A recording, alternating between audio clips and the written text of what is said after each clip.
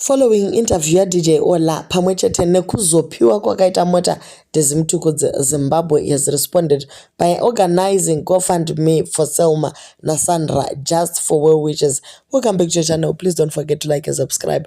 Vanhu vanguona kuti hazvifambi zvakanaka kuti tione tizive zvakaitika kwaMtukudze asi toshaya chatingaita kuti tibatsire senyika. So a certain woman by the name Nancy has organized a GoFund akati iye huyai tese vana veZimbabwe tivape something chekungovanyaradzao moyo yavo.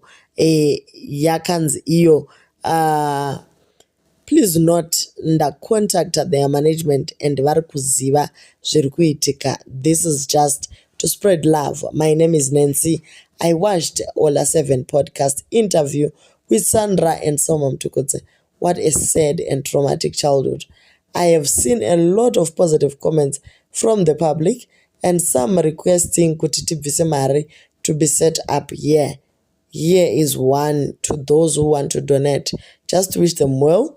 Tichavapa mari yacho. The two sisters, Tuku Music and Selma Music lives on. Let's stream a latest song and take it to 1 million views. Love, Nancy. So abva tenda zvakare Mazim Socialites for supporting this dream yekuti vana Selma na Sandra vapiwe something. Guys, izvi zvinodadisa kuti senyika tinoona pakanganiswa, senyika tinobva tangotaura kuti zvakaipa. And now that pane GoFund yaorganizwa, within the first few minutes yanga yatosvika pa 500, or actually a few hours yatosvika pa 500 pound. Vari kutraya kuraisa 1,500 pounds yekuti ingovabatsirawo just to cheer them up kubva kunyaya dzakataurwa.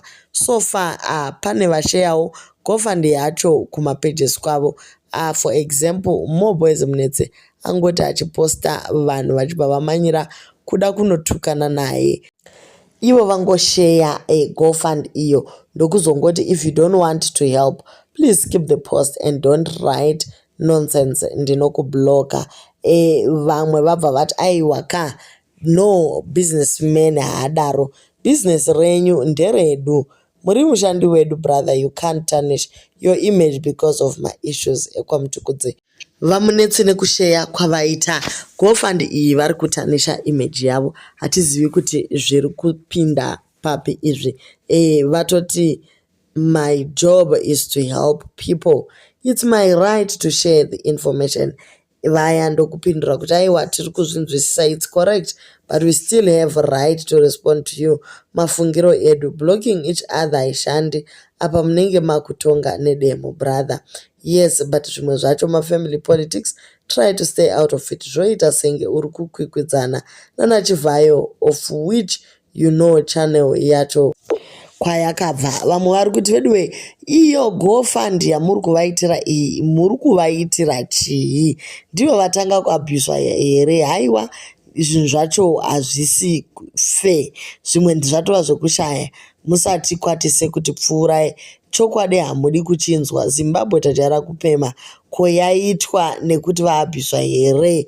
Asi tiri kungoti vari kusumudzirwa pamabasa avo. Regai vanovasapota vavape, hapana chekumirira kana vanhu vachida kuvapa mari. So GoFund iyi guys yangoitirwa not kuti vanhu vave kwaMtukudze vatambudzika. No, my Manatsa is doing well, Sandra is doing well kuLondon kwaari, but kuri kungonzi guys, we just want them kuti vangopodza moyo yavo. Anditika nyaya munhu uyu ari kuita from a good point of view, but chinhu chiripo ndechekuti zvakuita kunge pakuda kuitwa makwikwi. Ende tichitarisawo vanhu vanenge vana wiki nero vaya zviri kutaurwa vanhu kuti I'm celebrating Eid, zviri kutozikamwa kuti mota dzacho dziri kubva nechekupi. So hapana need yekuti vanhu vaswere vachipindura vachimanyidzana nekuita maGoFund.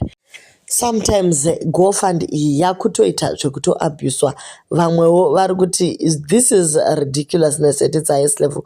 Kune vanhu vari kurara panze vasina kana chekudya kana chekupfeka. Woona zvichinzi donate kumunhu wekuti ndakatoona now kuti imbinga. Hanzi nekuti akamboshungurudzwa nastepmother.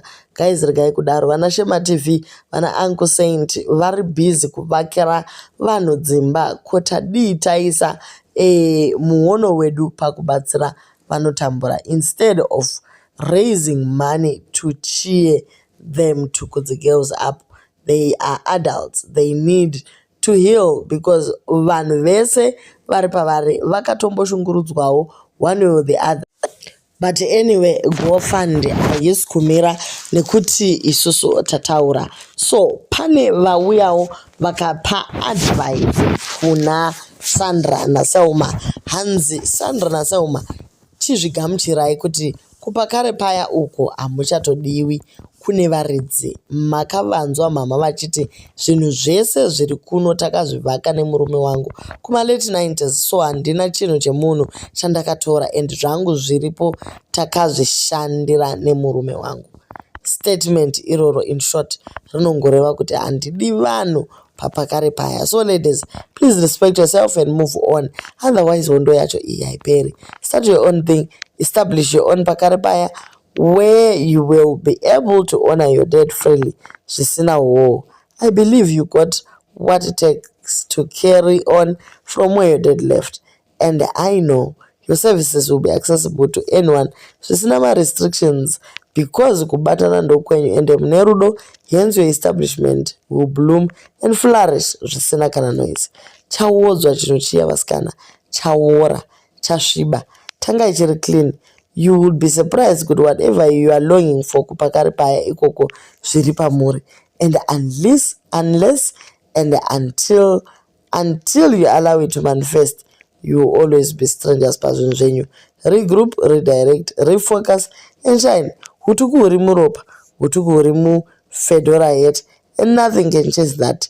Tinovanzwisisa nekukurambidzai kuswedera pazvinhu zvababa venyu zvavanoti ivo they acquired varipo vose in the late 19s, but havana right whatsoever yekukurambidzai kuti mutange chenyu uye to honor your dead.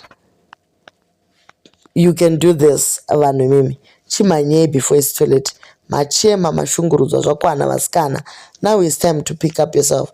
Dust yourself off and move on. Tipewo something. We've got your back. You have our full support. Fambai vasikana, fambai. I believe you can fly. So this is coming from one netizen. Arikuti handei vasikana, hapana chekumirira apa.